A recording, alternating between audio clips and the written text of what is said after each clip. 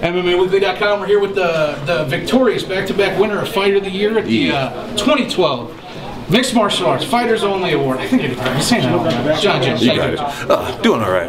Actually, I'm doing great right now. Feeling pretty good. How could you not? You're back-to-back fighter on Fighter. Pretty nice.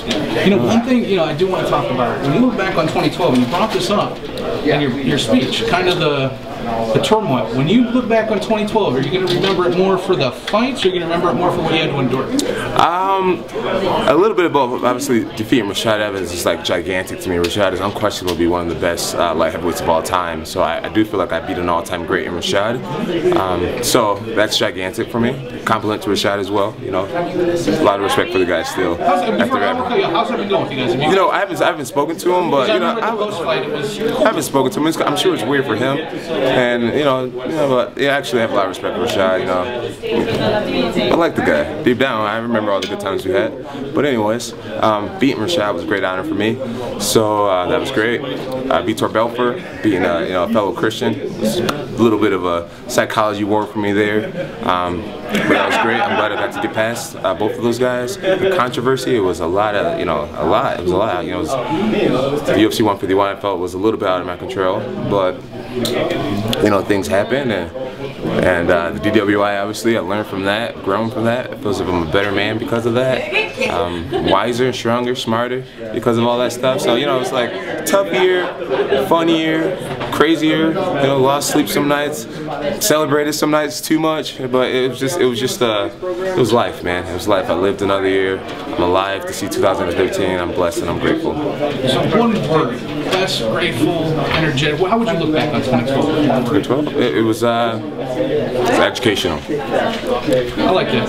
And the growth, I mean, you're such in the public light, and this is a fan award and all that stuff. You thank the fans at the end, but do you read the negativity? Oh yeah, I read the negativity, and that's why I know I don't. Obviously I have a laptop and stuff, and I read some stuff, but I've really learned over the course of the last 5 years to just, when people are just trying to be an idiot, they're just trying to be an idiot. When people are just trying to between different, so there's some fans that are very knowledgeable, and they give real opinions and real thought and real insight, and then some people are just trying to be an idiot. It's like, dude, we entertain you for a living, and you're just trying to be hurtful. I don't get it. Has a fan or someone that's ever come up to you ever changed the way you thought?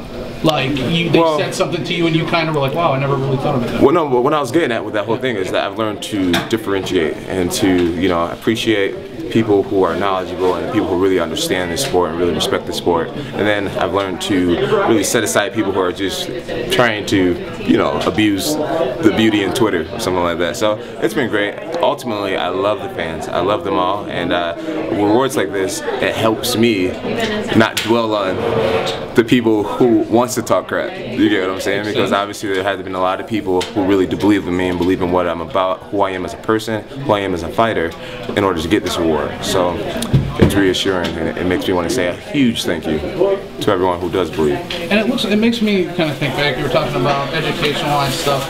If you could do 151 over again, would you? No.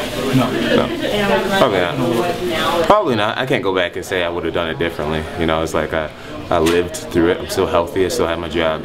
And I grew. Me and Dana grew. Me and the UFC grew. Me and my family relationship grew. Talk about that growth with Dana. He's really, really vocal. After the press release, the Sport Killer comment. Getting by that, what was that like? Because I know you're close with him. I mean, you guys, he gave you your shot in a big way. The UFC did, not him. Oh yeah. Dana definitely gave me my shot. The UFC gave me my shot, and you have to execute with the shots you're given. But me and Dana, we were in good terms. I don't think we've ever been in better terms. I think he looks at me as a a young man who has respect for myself, who stands up for certain things, who has backbone, who's not afraid to speak his mind, and that's what I owe to myself to be that way. At the same time, I'm here for the company, I'm here for the business, I'm here for the fans, and I'm just trying to do everything right by myself and by the people around me. I think fans see that. I think they see the growth and they see it humanizes you. People do make mistakes. No one's perfect. And I think it's a common misconception amongst the fans of mixed martial arts. I feel like I'm talking to Dr. Phil right now, though. I mean, we're just summing up the whole year, and I'm gonna go celebrate. I just won the Fighter of the Year award. I'm gonna go and meet up with my manager and some friends and do your thing. Enjoy Vegas in the new year. John, congrats on the award. Best of luck in 13. Thank you, man. My man. All right.